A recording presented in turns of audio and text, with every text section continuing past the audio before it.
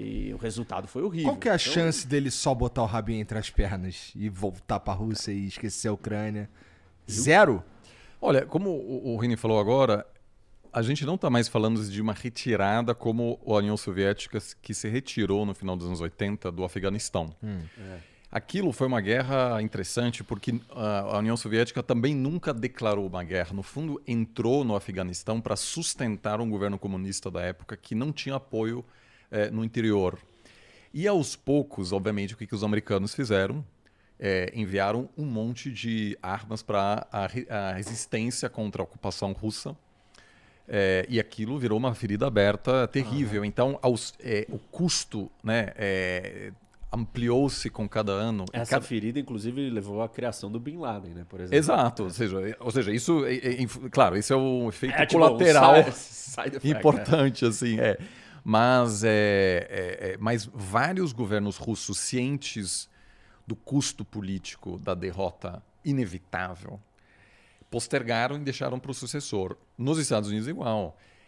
Os documentos que foram revelados, alguns imediatamente, outros anos depois, mostram que os governos tinham total noção de que não havia como ganhar a guerra no Vietnã. Porque a população era contra a presença americana. O governo que estava sendo apoiado pelas Forças Armadas americanas não era popular. Então aquilo não tinha como ganhar aquilo, mas muitos presidentes cientes daquilo deixaram para o sucessor. Por isso, muito criticado, mas no fundo correto, me parece, foi a decisão do Joe Biden de sair do Afeganistão. Afetou a aprovação pública dele, porque aquilo foi vergonhoso, a forma como a retirada Meio ocorreu. do nada, né? Mas ele disse, olha... A forma acho que é o problema, não é? A forma é o problema. Mas Obama, por sair, exemplo, o Obama herdou essa guerra e não quis ser o cara que encerrou esse conflito. Então, eu acho que eu acho que com mudanças de governo é até mais fácil, porque se a Rússia fosse um país democrático, o sucessor do Putin poderia dizer, olha, essa guerra não é minha, isso aqui não vai funcionar mais. É verdade, vamos sair. Só que essa é a guerra do Vladimir Putin. Então, ele dizer, cara, eu errei, é complicado agora porque é um sistema tão concentrado, com todo o poder está nas mãos dele, que é difícil agora dizer, então, na verdade é culpa do ministro da Defesa, é culpa dos generais. Ele está trocando os generais toda hora e a coisa não melhora. Isso, inclusive, é o maior risco agora do Xi Jinping, que essa semana, né, no 20º Congresso Nacional do Partido Comunista, concentra todo o poder nas mãos dele. Se qualquer coisa dá errada na China, é culpa dele. Ele vai para a terceira eleição, então, terceiro mandato. Então, eu não acho, acho muito pouco provável. Assim, algumas lideranças e analistas europeus dizem assim, o Putin simplesmente prefere eternizar esse conflito do que aceitar uma derrota.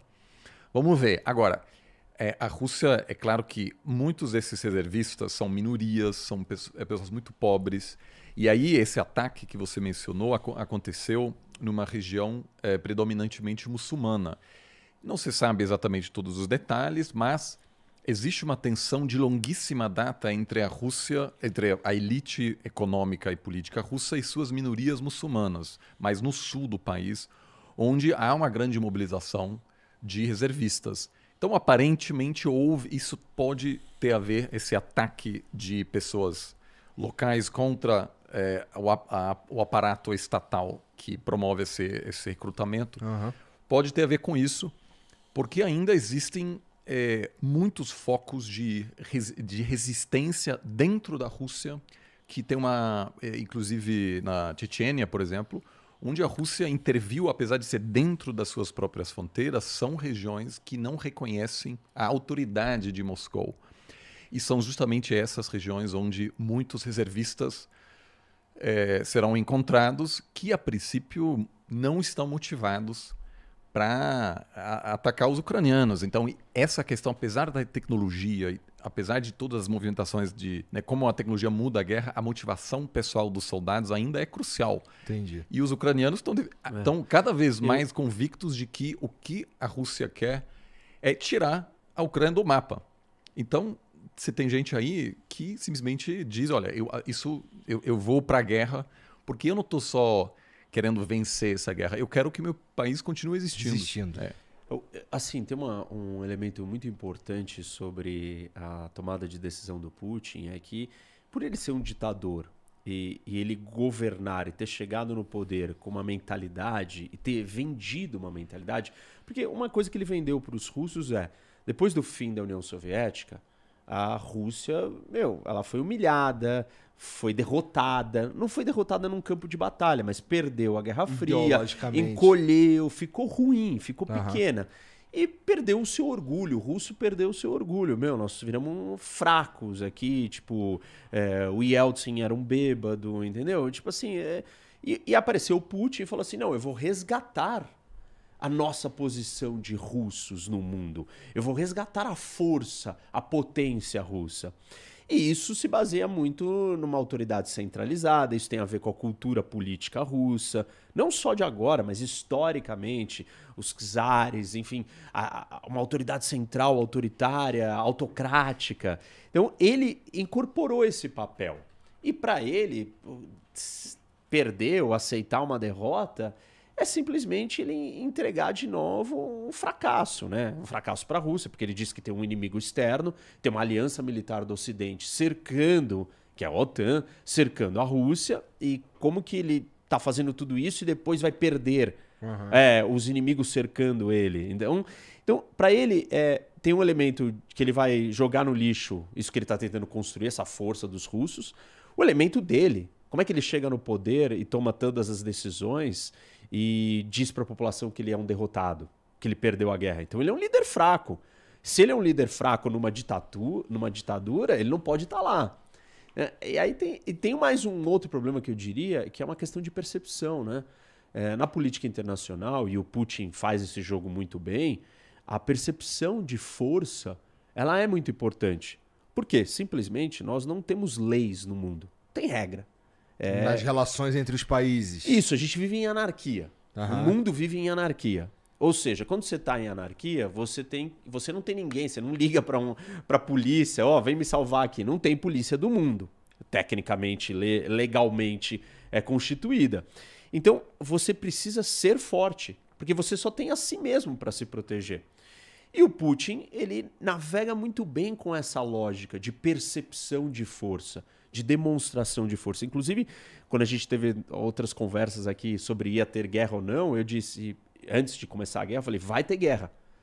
Porque era muito óbvio para mim que o Putin, quando ele mobiliza 200 mil soldados na fronteira de um outro país, ele não vai blefar. Porque ele sabe que se aquilo for visto como um blefe, as ameaças dele futuras não vão funcionar. E na política internacional, percepção, demonstração de força, capacidade de ameaçar e você ser levado a sério é extremamente importante num ambiente anárquico, que é cada um por si, salve-se quem puder. Então, para o Putin, assim, ele assumir um fracasso em todos os sentidos. Inclusive mostrar uma fraqueza gigantesca para o resto do mundo, a ponto de falarem assim, vamos espremer mais a Rússia. Vamos deixar eles numa situação ainda mais desconfortável. Então, assim, não tem saída. O que eu acho que aconteceu até agora e que a gente não fez, o Ocidente não fez e que eles deveriam fazer. Deveríamos incentivar a Ucrânia a ganhar a guerra. Isso não foi feito.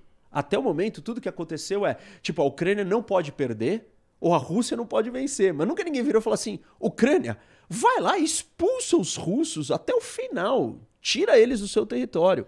Isso não foi feito por uma série de razões. Vamos elaborar isso mais ao longo da conversa. Aí esse arrombado estoura ali uma bomba atômica. Então, essa é uma das preocupações. Por isso que não foi feito isso. Só que, conforme o conflito vai avançando, a Rússia só vai recuando e só vai perdendo território, soldado, equipamento. E está cada vez numa situação mais difícil. Então, talvez seja melhor, de uma vez por todas, o Ocidente dar um empurrão a mais para a Ucrânia para ela ir lá e acabar com o conflito.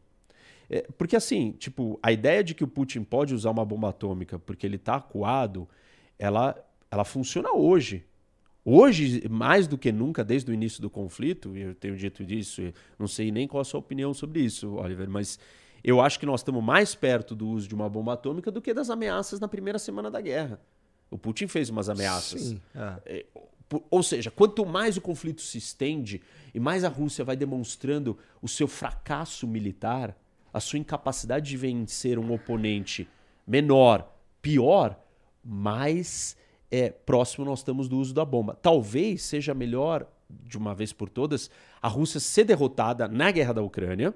Isso vai causar uma instabilidade interna que o Putin pode até cair. E aí não vai dar tempo dele usar uma bomba atômica.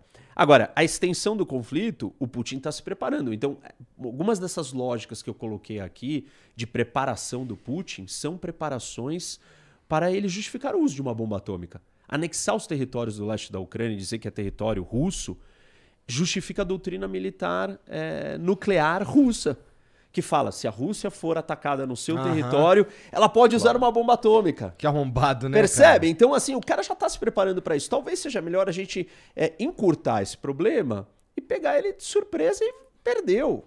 E aí vai ter uma instabilidade interna e ele pode até cair. Eu só queria mencionar, o Putin, no fundo, a promessa de reestabelecer a glória do passado, a nostalgia por um momento que era supostamente melhor, é hoje a marca registrada de muitas lideranças. Muitas delas são populistas, nacionalistas, com algumas ambições autoritárias, que prometem desfazer algum momento de humilhação nacional. E muitos países passaram por esse processo.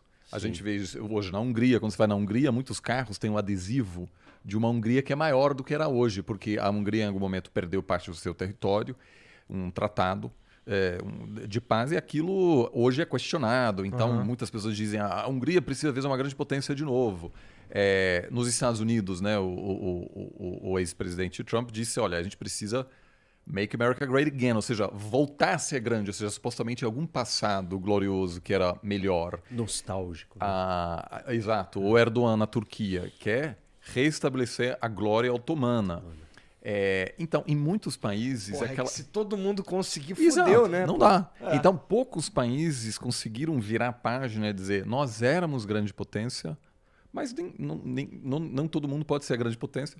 A Alemanha, por exemplo... É isso que eu ia dizer. Acho que a Alemanha é um bom exemplo disso. Né, teve ambições globais, regionais. Queria conquistar a Eurásia. Atacou todos, porque a Alemanha queria se situar como principal potência da Eurásia. E não há dúvida que se a Alemanha tivesse vencido a Rússia, a Inglaterra e a França, o próximo alvo era os Estados Unidos. Ou seja, completamente assim, um plano de dominação global, como muitas outras potências já tiveram. A Alemanha perdeu a guerra e conformou-se com uma nova realidade, que é que a Alemanha não tem mais ambições de ser uma grande potência. A Alemanha hoje é uma potência econômica, mas não possui voz como uma grande potência geopolítica. Né? A França, a Inglaterra são países com mais peso militar hoje e, a princípio, até hoje, pelo menos, não existe mais essa vontade de voltar para um... Então, assim, o Putin é muito bom nisso, porque é difícil para uma sociedade passar por um processo de colapso e dizer, tá tudo bem, vamos seguir em frente, vamos desistir dos nossos grandes sonhos assim, de ser mundialmente admirado pela nossa capacidade militar, etc. O Putin ele é majoritariamente admirado pelos russos mais velhos, não é? Olha, eu não sei, assim, eu diria, dos meus amigos russos da minha idade, eu não acho que... Eu não diria que eles, assim, são contra o Putin. Eu acho que não. Eu acho que não, assim. Mas só para dizer, assim, esse espírito de querer voltar a um passado glorioso, você tem muito na China, onde a China não se considera uma potência emergente, é uma potência reemergente que quer encerrar um período de humilhação, que inclusive a década das guerras do ópio até a fundação da China de hoje, na China é considerado como o século da humilhação. E a China quer voltar ao que era antes, que é a maior potência do mundo. O Japão, né? Poucas pessoas falam disso, mas rola quando você acompanha o debate público japonês, tem umas coisas que não houve uma aceitação de que o grande plano de expansão imperialista japonês fracassou e já era, vamos virar a página. Ou seja, ainda existe isso em muitos países e a gente só consegue manter a paz se essas sociedades todas conseguem, de alguma maneira ou outra, se conter, porque se todo mundo atua, né, e diz, olha, vamos querer aumentar nosso espaço de influência, aí você está tendo esse tipo de cenário agora que você tem na Rússia. Eu ainda acho, e a pergunta mais frequente, né, você imagina também, né, que eu estou recebendo esses dias é: qual é o risco de uma terceira guerra mundial? E eu ainda acho que esse risco Nem precisei perguntar. muito Olha pequeno. Olha, eu acho hoje ainda tá para ficar tranquilo. Tem gente que fala: olha, eu moro aqui em Lisboa ou na Suécia, preciso sair daqui? Eu sempre falo: não. Não há indícios claros e... Mas vamos definir o que é a Terceira Guerra Mundial. Então, vamos dizer, tem várias definições, nem todo confronto, mundo a sabe. princípio, um confronto entre grandes potências nucleares. Uma guerra atômica, você está dizendo. Seria isso, um confronto. Isso, uma guerra atômica ou mesmo um confronto direto entre duas potências. Superpotências nucleares. Que seriam os Estados Unidos. Mas sem uso de arma atômica. Eu acho que aquilo... A Terceira Guerra Mundial é um termo muito vago, Não, né? sim. Mas eu estou falando agora, qual é o risco de um confronto direto entre os Estados Unidos, direto nuclear entre a Rússia e os Estados Unidos? Eu acho que ainda pequeno. Por quê? Há um incentivo grande para o Vladimir Putin não usar a bomba atômica, porque hoje a Rússia não está inteiramente isolada no mundo. Ou seja, o que o Brasil está fazendo, a Índia e vários países, mantém laços com a Rússia. Isso, aliás, é um consenso entre a esquerda e a direita brasileira, que não faz sentido para o Brasil participar das sanções contra a Rússia. O Brasil quer preservar seus laços, pode até votar às vezes, né? O Brasil, inclusive, votou a favor de uma condenação na ONU, de uma resolução condenando a anexação ilegal, que do ponto de vista do direito internacional, aquilo não é uma... Você não pode simplesmente dizer: olha, eu vou anexar parte desse país a partir de um referendo que não foi reconhecido internacionalmente. Mas a Índia, a China são ainda fundamentais para atenuar o impacto negativo que as sanções ocidentais contra a Rússia estão dizendo. Isso. Eu não sei se a Rússia jogasse uma bomba atômica tática, pequena, na Ucrânia, se a China iria sancionar a Rússia. Não, sancionar talvez não, mas, por exemplo, então... endurecer... Não sanções abertas, mas, por exemplo, hoje já tem várias empresas chinesas que voluntariamente dizem: eu não quero mais vender certas peças para os russos para não ter problemas nos meus principais mercados. Eu acho que a tendência... Mas o problema é secundário por causa das sanções americanas e europeias. Mas assim, por vontade própria, eu não acho que... Acho que a Índia, ok. Sim. A Índia, ok. O Brasil também é ok. Talvez agora a China eu não acho talvez que ela não teria um anúncio grande, mas eu acho que havia...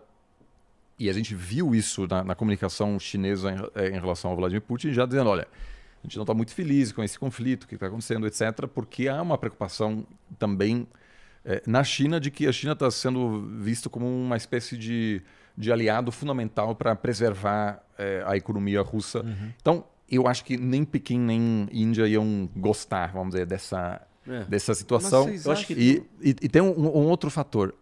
E aí eu acho que é importante assim, tranquilizar as pessoas, porque não adianta agora ficar preocupado assim, que é a resposta a princípio americana seria não escalatória. Isso quer dizer que eles não jogariam uma bomba atômica. Atômica, mas a resposta americana seria desenhada de uma forma ou seja, a réplica americana, de uma forma que a tréplica seria mais suave do que o ataque inicial. Ou seja, por exemplo, respondendo com ataque convencional para garantir que a resposta russa à resposta americana não seja uma bomba atômica maior ainda. Ou seja, não haveria, acho, uma resposta nuclear a um possível ataque nuclear russo. É que eu não... Eu entendo o que você Entendeu? tá falando. Ou seja, não havia uma escalação. Disso aí. Então, não, mas assim, tudo não, bem. Eles não responderiam com uma bomba nuclear para que a Rússia depois responde com mais uma bomba nuclear e aí você tem uma escalação. Ou seja,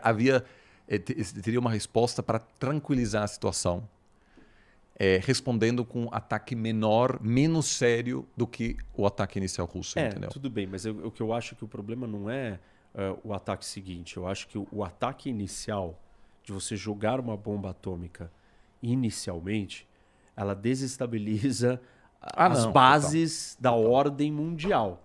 Pois também acho. E ela coloca o mundo num outro estado de concepção de coisas. Se a guerra da Ucrânia, que é como o Oliver colocou, é um novo capítulo da geopolítica, é o ressurgimento da geopolítica. Porque assim, a gente tem que pensar no tempo, né, cronologicamente. Começo dos anos 90, nós temos o fim da União Soviética, acabou a Guerra Fria. E aí você tem um momento de transição de nada acontecendo, de nenhum grande problema. E depois começa o século XXI em 2001, com o ataque de 11 de setembro. 2001 é o ataque do 11 de setembro. Aí a ameaça do mundo, o problema do mundo, né, tirando pequenas coisas um aqui e ali, é o fundamentalismo, o terrorismo fundamentalista islâmico ou outros, mas principalmente o islâmico. E as grandes organizações terroristas internacionais. Até a gente começar a vir para uma situação onde tem esse marco, que é a guerra, a invasão da Rússia a um país gigante, no meio da Europa, assim, uma coisa totalmente impensada. E olha as repercussões que isso causou. Trouxemos Finlândia e Suécia para dentro da OTAN. A Alemanha saiu da sua dormência geopolítica, mesmo que na prática isso ainda não tenha acontecido, teoricamente e politicamente houve uma grande quebra e um grande movimento dentro da Alemanha, que foi dizer, nós vamos se armar, nós vamos fechar o gasoduto, nós vamos fazer isso e aquilo. E essa é uma aliança europeia, a União Europeia e a OTAN se fortalecem. Então você tem um monte de coisas que aconteceram e mudaram por causa desse episódio. Imagina um episódio, joguei uma bomba atômica tática pequena. Nossa, as lógicas geopolíticas, até inclusive uma que você trouxe que eu acho que é extremamente importante e interessante a gente reforçar e ressaltar de novo, que é a cadeia de suprimento de valores, a cadeia mundial, o comércio mundial que funciona numa lógica econômica, que é como o Oliver disse, né? Ele produz o negócio mais barato, eu compro dele. Uhum. Com a lógica da geopolítica, não, eu não posso comprar dele porque isso faz ele ficar mais poderoso. Se ele ficar mais poderoso, ele pode ficar mais forte e vir me atacar. Então nós estamos operando... Tem que ser menos eficiente nesse sentido também. Isso, então eu tenho que ser mais autossuficiente. Porque eu não posso depender mais de você e dele. Porque ele pode virar meu inimigo a qualquer momento. Então nós estamos lidando com um mundo onde as considerações estratégicas elas são de extrema necessidade para a sua sobrevivência. O uso de uma bomba atômica... ele eleva essas situações a potências jamais imaginadas. Assim, tipo, vamos todo mundo se preparar. E vários países, como Ucrânia, que são países pequenos ou menores, que se sentem ameaçados por grandes potências, vão tomar uma decisão. Eu preciso ter uma bomba atômica. Taiwan vai virar e falar assim, desculpa, eu tenho que estar preparado, porque a China pode querer usar uma bomba atômica em mim. Eu acho que a China... Japão vai falar, eu vou construir uma bomba atômica agora. E assim, nós vamos ter uma corrida armamentista nuclear no mundo. A proliferação nuclear, que é um dos temas mais preocupantes de segurança internacional, vai ser aberta a porteira e vai sair todo mundo enlouquecido. Então, a gente pode não ter a guerra nuclear, mas o mundo vai se tornar um negócio assim em pânico, em pavor. Eu acho que nós estamos mais perto do uso de uma bomba atômica do que das ameaças na primeira semana da guerra. O Putin fez umas ameaças. Sim. Ou seja, quanto mais o conflito se estende e mais a Rússia vai demonstrando o seu fracasso militar, a sua incapacidade de vencer um oponente menor, pior, mais próximo nós estamos do uso da bomba. Talvez seja melhor, de uma vez por todas, a Rússia ser derrotada na guerra da Ucrânia. Isso vai causar uma instabilidade interna que o Putin pode até cair. E aí não vai dar tempo dele usar uma bomba atômica. Agora, a extensão do conflito, o Putin está se preparando. Então, algumas dessas lógicas que eu coloquei aqui de preparação do Putin são preparações para ele justificar o uso de uma bomba atômica. Anexar os territórios do leste da Ucrânia e dizer que é território russo justifica a doutrina militar nuclear russa, que fala, se a Rússia for atacada no seu território, ela pode usar uma bomba atômica. Que arrombado, né? Percebe? Cara? Então, assim, o cara já está se preparando para isso. Talvez seja melhor a gente encurtar esse problema e pegar ele de surpresa e perdeu. E aí vai ter uma instabilidade interna e ele pode até cair. No fundo, a promessa de reestabelecer a glória do passado, a nostalgia por um momento que era supostamente melhor, é hoje a marca registrada de muitas lideranças. Muitas delas são populistas, nacionalistas, com algumas ambições autoritárias, que prometem desfazer algum momento de humilhação nacional. E muitos países passaram por esse processo. A gente vê hoje na Hungria, quando você vai na Hungria, muitos carros têm um adesivo de uma Hungria que é maior do que era hoje, porque a Hungria em algum momento perdeu parte do seu território, um tratado de paz, e aquilo hoje é questionado. Então, muitas pessoas dizem a Hungria precisa ver uma grande potência de novo. Nos Estados Unidos, né, o ex-presidente Trump disse, olha, a gente precisa make America great again, ou seja, voltar a ser grande, ou seja, supostamente algum passado glorioso que era melhor. Nostálgico. Né? Exato. O Erdogan na Turquia quer reestabelecer a glória otomana. Então, em muitos países... se todo mundo conseguir, Exato, fudeu, né? não dá. Então, poucos países conseguiram virar a página e dizer nós éramos grande potência, mas não todo mundo pode ser grande potência. A Alemanha, por exemplo... É isso que eu ia dizer. Acho que a Alemanha é um bom exemplo disso. Né, teve ambições globais, regionais. Queria conquistar a Eurásia. Atacou todos, porque a Alemanha queria se situar como principal potência da Eurásia. E não há dúvida que se a Alemanha tivesse vencido a Rússia, a Inglaterra e a França, o próximo alvo era os Estados Unidos. Ou seja, completamente assim, um plano de dominação global, como muitas outras potências já tiveram. A Alemanha perdeu a guerra e conformou-se com uma nova realidade, que é que a Alemanha não tem mais ambições de ser uma grande potência. A Alemanha hoje é uma potência econômica, mas não possui voz como uma grande potência geopolítica. Né? A França e a Inglaterra são países com mais peso militar hoje e, a princípio, até hoje, pelo menos, não existe mais essa vontade de voltar para um... Então, assim, o Putin é muito bom nisso, porque é difícil para uma sociedade passar por um processo de colapso e dizer, tá tudo bem, vamos seguir em frente, vamos desistir dos nossos grandes sonhos assim, de ser mundialmente admirado pela nossa capacidade militar, etc. O Putin ele é majoritariamente admirado pelos russos mais velhos, não é? Olha, eu não sei, assim, eu diria, dos meus amigos russos da minha idade, eu não acho que... Eu não diria que eles, assim, são contra o Putin. Eu acho que não. Eu acho que não, assim. Mas só para dizer, assim, esse espírito de querer voltar a um passado glorioso, você tem muito na China, onde a China não se considera uma potência emergente, é uma potência reemergente que quer encerrar um período de humilhação, que inclusive a década das guerras do ópio até a fundação da China de hoje, na China é considerado como o século da humilhação. E a China quer voltar ao que era antes, que é a maior potência do mundo. O Japão, né? Poucas pessoas falam disso, mas rola quando você acompanha o debate público japonês, tem umas coisas que não houve uma aceitação de que o grande plano de expansão imperialista japonês fracassou e já era, vamos virar a página. Ou seja, ainda existe isso em muitos países e a gente só consegue manter a paz se essas sociedades todas conseguem, de alguma maneira ou outra, se conter, porque se todo mundo atua, né, e diz, olha, vamos querer aumentar nosso espaço de influência, aí você está tendo esse tipo de cenário agora que você tem na Rússia. Eu acho que certamente a eleição brasileira é muito... talvez a eleição mais importante este ano no mundo. Sério? Porque as eleições americanas passaram e realmente o Brasil é a quinta maior democracia do mundo. A gente meio que sabia o que ia rolar na França, por exemplo? Sim, eu acho que eleito. Sim, muito mais do que... muito mais claro do que aqui. Então, é muito... Apesar, obviamente, de várias crises que ocorrem em outros lugares do mundo, mas, diferentemente dos Estados Unidos, né, o Brasil nunca teve uma vocação de promover a democracia, de etc. líder, né, de Isso aconteceu em um momento breve entre 95 e 2013, que o Brasil articulou um projeto de liderança regional e, em vários momentos, protegeu a democracia no seu entorno.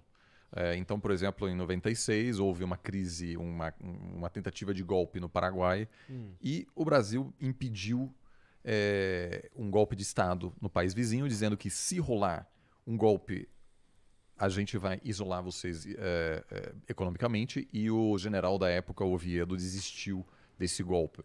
Em vários outros momentos, o Brasil foi fundamental para articular regras e normas para proteger a democracia na região. Às vezes deu certo, às vezes não. Na Venezuela, o Brasil não teve a capacidade de influenciar a situação na Venezuela. Vontade de influenciar? Olha, sim, não pra evitar. Mas é importante perceber o seguinte, o Brasil, e isso, aliás, é uma coisa interessante, a Rússia, por exemplo, também sempre teve muitas ambições, mas no fundo, uma dificuldade enorme em moldar o seu entorno ao longo dos últimos séculos. E o Brasil, no fundo, nunca teve a vontade política de assumir o custo da liderança regional. Por quê? Por exemplo, antes da pandemia, eu viajei para Roraima e visitei não só a fronteira com a Venezuela, mas também a fronteira com a Guiana. É uma cidade pequena chamada Letem.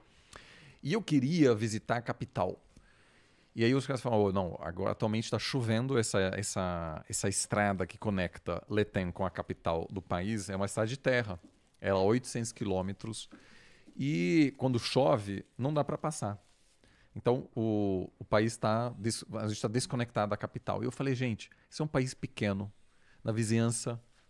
E o Brasil em nenhum momento disse, vamos financiar essa estrada, vamos asfaltar essa estrada para vocês, oferecendo um serviço, um bem público regional para fazer com que os outros países enxerguem que a liderança brasileira traz benefícios concretos.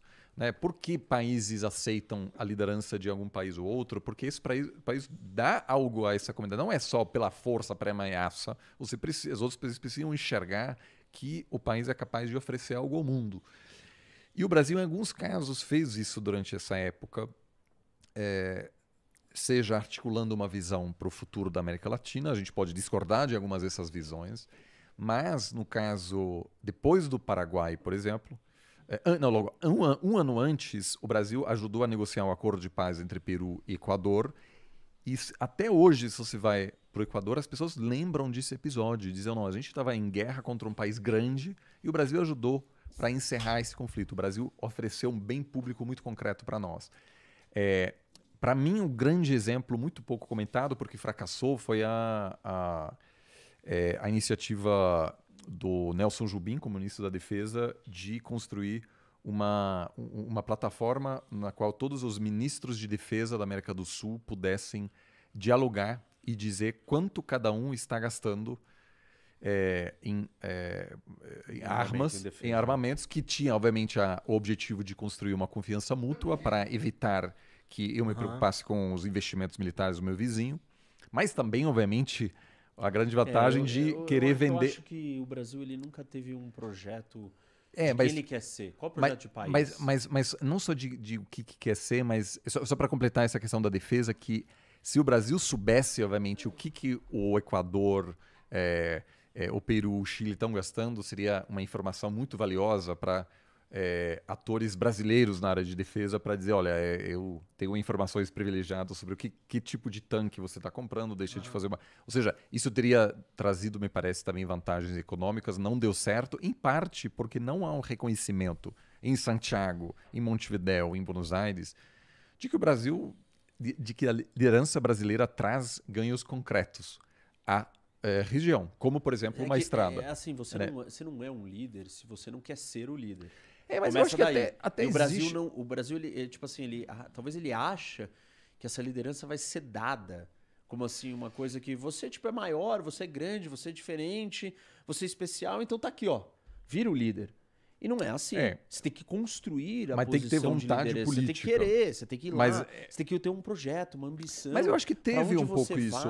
O FHC conseguiu IRSA, que é uma abreviação terrível, ou seja, faltou aí um assessor de marketing, porque aquilo... RSA ninguém consegue lembrar, mas teve... São coisas muito, assim, pontuais e Mas por que são pontuais? Porque os momentos de estabilidade política doméstica foram tão breves que um presidente não consegue dedicar tempo para valer para articular uma visão. E isso eu acho que é fundamental para a gente compreender o próximo presidente, o próximo governo, seja quem for. Tudo bem, mas então o problema do Brasil é que a gente ainda não conseguiu se consolidar internamente. Isso. E aí, se a gente não se consolidar internamente, é porque a gente não consegue resolver os nossos problemas básicos. Sim, e a partir disso você consegue construir um projeto... Normal, mas então nós temos muita coisa para fazer antes. Concordo, sim. E aí a gente não consegue participar desse pleito, desse espaço... ou dessa disputa internacional, como poderíamos. Mas aí... existe uma janela de oportunidade para o Brasil ocupar esse espaço. Porque tem uma transformação no mundo, tem uma necessidade de ter novos aliados, de gente diferente. O Brasil tem lideranças em áreas muito importantes, como o agronegócio, como o meio ambiente, como a questão energética. Então, o Brasil tem 3 frentes que são críticas para o mundo hoje. Tipo, o mundo inteiro tem um problema com alimento, o mundo inteiro tem um problema com o meio ambiente e o mundo inteiro tem um problema com energia. Ainda mais depois da guerra da Europa e com tudo isso que a gente está falando aqui sobre Rússia, Ucrânia e tal. E o Brasil, nessas 3 áreas, pode ser um líder, não é um líder qualquer, o líder mundial delas. Você acha que isso cai no nosso colo? Não é cai, está vindo para nós. Nós já temos, né, uma questão geográfica. Sabe o que fazer com isso? Não sabemos e a gente não tem uma conversa séria e preparada e estratégica para isso. Mas aí é um problema parecido com isso que o Oliver está falando, que como é que a gente vai chegar em algum lugar se nós não sabemos quem nós queremos ser para daqui 10, 20, 30 anos, porque a gente está lidando com os 4 anos, né? E é governo, é projeto de governo, não é projeto de Estado, de país. Ninguém está pensando no Brasil, não tem nenhuma instituição brasileira que pense o Brasil 30 anos, independente do governo. E um pacto entre todos os governantes que existirem no Brasil, todos os políticos. Cara, vamos criar um ministério do futuro, do planejamento, aonde esse negócio é autônomo, ele não muda, e tem algumas diretrizes ali que a gente tem que colocar lá e deixá-las intocáveis, independente das vontades dos diferentes grupos ideológicos ou políticos que querem ocupar o poder no Brasil. Tem coisas que dá pra todo mundo pensar junto. Educação, por exemplo. Sei lá, tem várias dessas coisas que a gente tinha que ter uma visão de Estado estratégico. Também acho. Claro que hoje, nesse momento político que nós estamos vivendo, o ápice da polarização do Brasil, nós estamos muito longe de construir isso. Mas isso é absolutamente necessário para a gente ser maduro e começar a pensar em projetos maiores e olhar o que está acontecendo no mundo e como os acontecimentos do mundo podem dar para o Brasil vantagens únicas que talvez nenhum outro país vai ter. A gente está hoje numa situação em que é muito comum, né? O cara fala assim, hoje veio um técnico... Não quero mais falar contigo. Veio um técnico consertar a minha geladeira e eu não quero saber nem a orientação política dele, porque senão eu não posso chamá-lo para a próxima vez que eu precisar de ajuda. Então... Filhos que não falam com os pais. E aí, famílias, a dificuldade, sócios, eu acho que isso é fundamental. Como a gente consegue evitar que as pessoas ficam reféns da sua bolha? E se você olha os algoritmos, né, prioriza a lacração. Você, por exemplo, está sendo chamado de comunista e fascista ao mesmo tempo. Pelos mesmos então, argumentos. Isso é um elogio. É fundamental. Por quê? Por que ele está chamado isso? Porque ele faz um esforço de dialogar com os dois lados, que muitas vezes não acontece. Mas aí vem a minha preocupação real, que é a seguinte. Se eu olho para ele ou para outras lideranças políticas que buscam dialogar e acabam sendo massacrados pelos dois lados o tempo todo, e eu sou um cara super preparado para agir na política brasileira, esse cara vai desistir, ele vai dizer, como assim? Ele vai dizer, eu prefiro ser o cara... Porque ele não aguenta, porque simplesmente não tem espaço. Não tem espaço, mas aí ele vai ou para um lado ou para outro. Exato. E aí, sim, isso eu acho que é o maior perigo da gente construir uma situação em que não há nenhum incentivo em buscar construir essas pontes, seja como político, seja como influencer, porque se você é o cara moderado, ponderado, o algoritmo vai te punir. Então, vai dizer assim, esse cara é o quê? É um cara do meio. A culpa disso são as redes. Vou apanhar de todo mundo. Eu sou o cara que apanha de todo mundo. As redes têm um papel fundamental nisso ter acontecido desse jeito. E assim, tem muita gente analisando isso, que o acirramento dessa polarização, ele começa com o surgimento do botão do share na rede social, depois com o algoritmo que prioriza viralização. O que viraliza? Aquele negócio que mexe com o seu fígado. Então, a rede ela foi construída de um jeito que ela está destruindo a convivência social.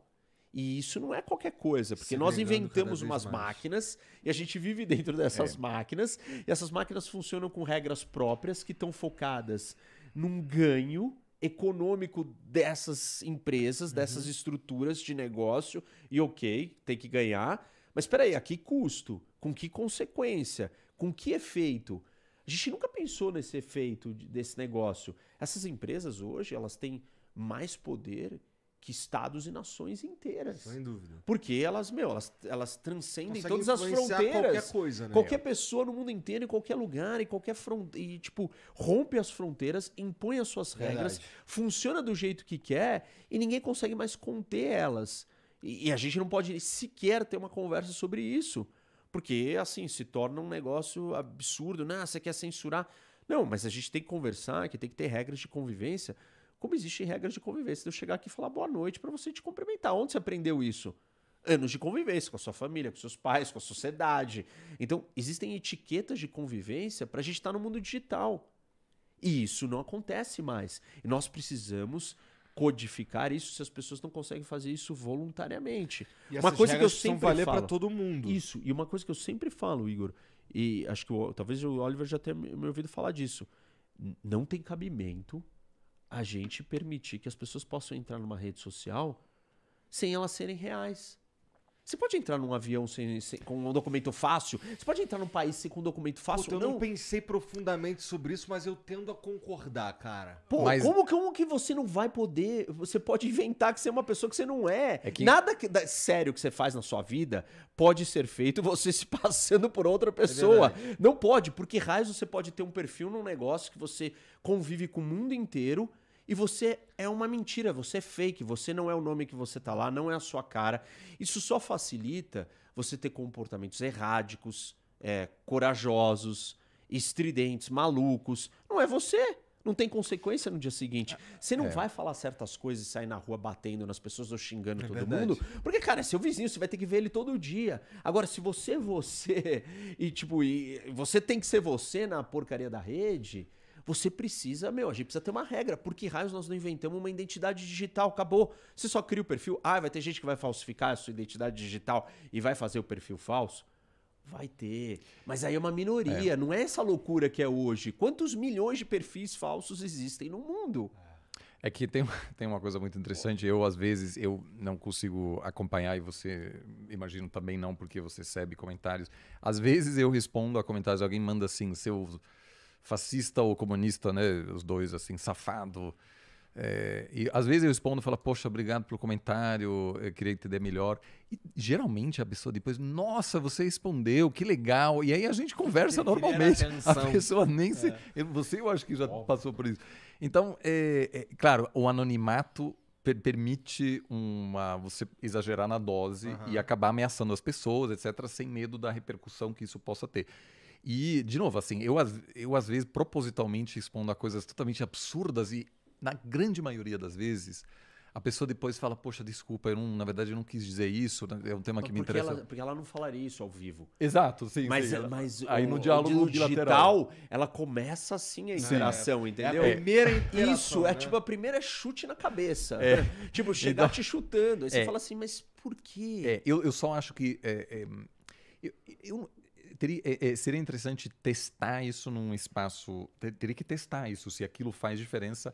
Você tá falando de um CPF digital. Isso. Tá. A questão é que muitas Eu acho ameaças que, assim, vêm não de tem pessoas problema reais. nenhum. Não tem problema nenhum e você ter uma identidade. Porque, Não, assim, eu não tô dizendo que não seja assim. Eu só tô dizendo, conversando com pessoas que recebem muita ameaça, nem sempre é uma pessoa desconhecida. Também tem gente real assim, que mas te é que escreve... o nível da loucura tá tão grande que é normal até você ser real e fazer aquilo, porque você acha que não vai ter consequência nenhuma. Exato. Então... Porque é uma terra de ninguém, assim, numa escala muito exagerada. Sim. E assim, não sou eu que estou falando isso. Tipo, grandes pensadores estão analisando isso. O Harari, por exemplo. O próprio Elon Musk, ele queria Isso. dar um verificadinho pra todo mundo Não, colocar o Harari virou e falou o assim, desculpa, assim, documento. a maneira como essas máquinas que foram construídas e estão sendo geridas, os impactos que elas estão tendo na sociedade são tão gigantescos que a gente não está prestando atenção. E daqui 10 anos nós vamos olhar e vamos falar assim, mas que momento que começou a acontecer isso e a gente não Como é que a gente não deu esse reagiu? mole? Como é que a gente deixou É que é um processo isso chegar nesse lento, ponto? né? Eu concordo, Isso. sim.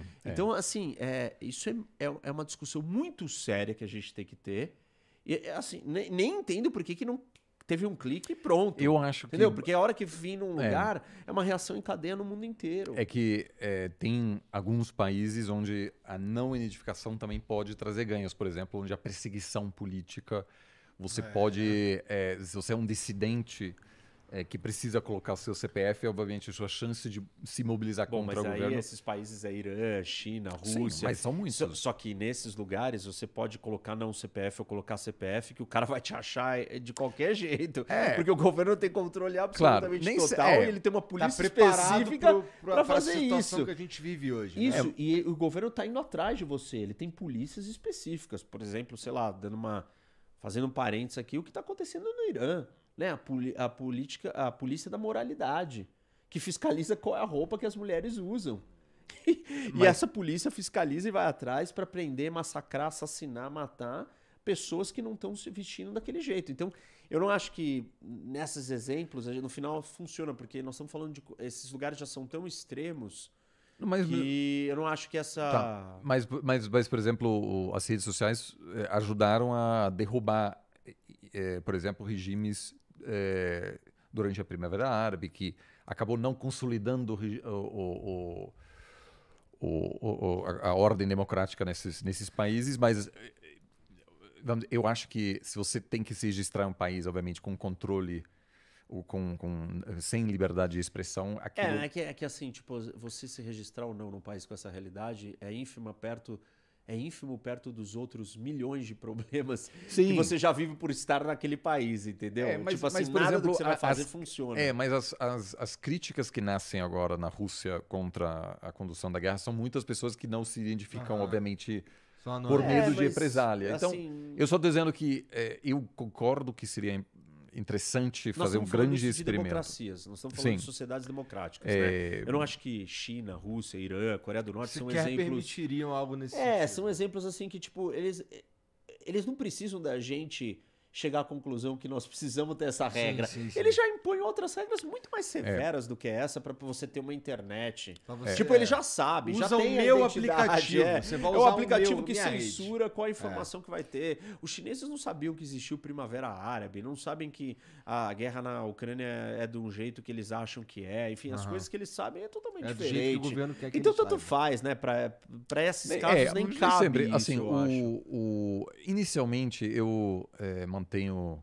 Por causa do meu trabalho sobre BRICS, né? Eu ao longo da última década, fui muitas vezes para Moscou e o que eu sempre acho muito legal é buscar um diálogo e manter um diálogo com algumas pessoas fora da bolha, seja acadêmica ou de governo. Então, os poucos contatos que eu tenho, assim, gente que às vezes eu conhecia assim, com amigos, num restaurante, sei lá, acabei mantendo contato e o cara é, sei lá, um cara que trabalha em TI, sei lá, em São Petersburgo, por exemplo. Essas pessoas é realmente impressionante.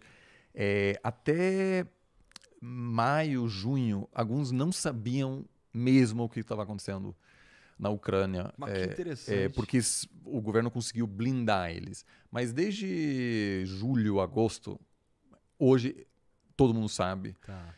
Então, eu acho que nem todos os países autoritários têm esse controle, né? Ou conseguem manter esse controle por um longo período. Alguns têm, assim. Mas eu acho que essa questão da polarização, ela afeta a todos e a gente precisa fazer um esforço permanente para dialogar com pessoas que estão fora da bolha e quem se alimenta do ponto de vista de notícias, etc., pelos grupos no WhatsApp, acaba atrofiando assim, essa capacidade de ouvir o outro. Os grupos do WhatsApp e as redes sociais, a gente precisa de regras, de algoritmos que privilegiem outras coisas claro. além do que viraliza. E a gente já sabe que o que viraliza é muito mais fígado e tragédia do que, tipo assim, a vida é bela e deixa eu ouvir uma ideia diferente com ponderação de uma coisa que eu não imaginava e respeitar essa opinião diferente. Mas isso eu vejo a longo prazo como o maior desafio das democracias hoje, a não ser que é possível a gente superar isso, a gente vai passar por um processo em que o outro lado será desumanizado, visto como inimigo da pátria, como... e assim que as democracias morrem, como um grupo que é contra... escreveram, tipo, a democracia vai morrer a hora que você considerar o seu adversário o seu inimigo. E que vencer a eleição é matar o inimigo. Eu tenho visto esse discurso nas eleições, hein? Você deve receber qualquer coisa de gente achando que. Enfim, né? Você o tempo sabe. inteiro, sem parar. Que você Como é comunista, fascista. E bolsonarista também, e petista, e o que você quiser, cara. Eu sou até anarcocapitalista, sou tudo.